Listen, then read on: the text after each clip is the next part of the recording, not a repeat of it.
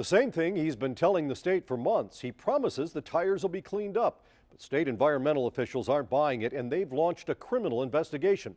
What happened here is part of a much bigger picture. It's one of the top 3 blight problems in our city.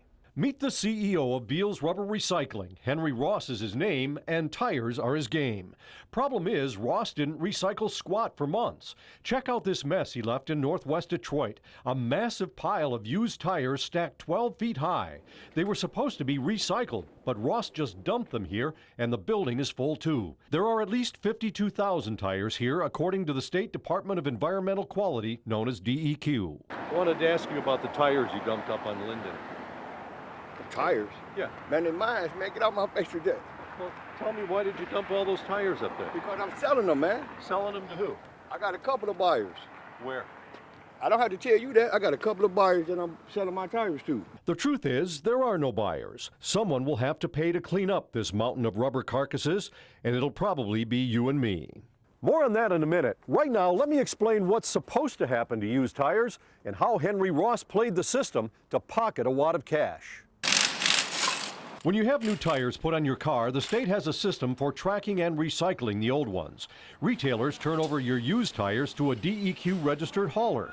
They pay the hauler about $1.25 per tire. The hauler takes the tires to a recycler and pays them about $1 a tire. The tires are then shredded into different size particles and sold to be reused for everything from playground mulch to floor mats. And trying to put our efforts into finding beneficial reuses for scrap tires, because if this can become a resource instead of a waste, we're a lot less likely to see this happening on our vacant lots in Detroit. As used tires move from the retailer to the hauler to the recycler, every step is documented on a manifest, so the state has a record of where every used tire goes. But in the case of Henry Ross, who was a licensed hauler, things went sideways. Ross leased this property last May, telling the owner, who lives in Florida, he was opening a recycling business. To this day, the owner says Henry Ross hasn't paid him a dime in rent. Unfortunately, I have MS, and my total income comes from Social Security disability. This was really my only avenue for any other income to support me. When the DEQ discovered Ross was stockpiling tires instead of recycling, they started taking pictures and writing violations. Records show Ross made a lot of promises and gave a lot of excuses, but the tires continued to pile up.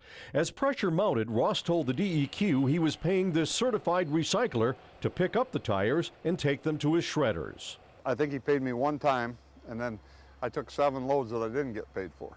Do you think he had any intention of recycling tires at that building?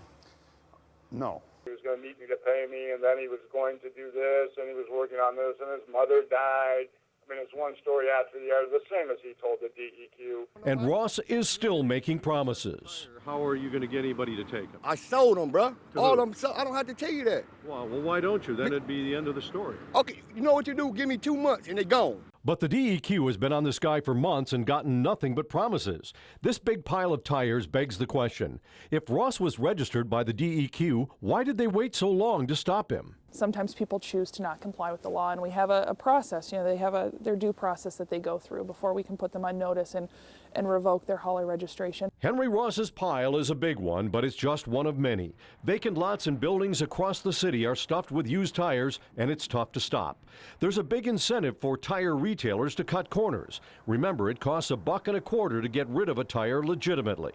And it costs you 50 cents to get rid of a tire illegally, and you don't have anybody checking you. What are you going to do? The DEQ says big tire retailers play by the rules, and small operators are responsible for most of the dumping. I mean, we have 300 used tire stores in the city of Detroit, and it's a lot to police. City and state officials say there are a lot of used tire shops in the city operating illegally, either unlicensed or in violation of zoning laws. Some don't even know the laws. You know what a manifest is? No. Okay, so you don't have one.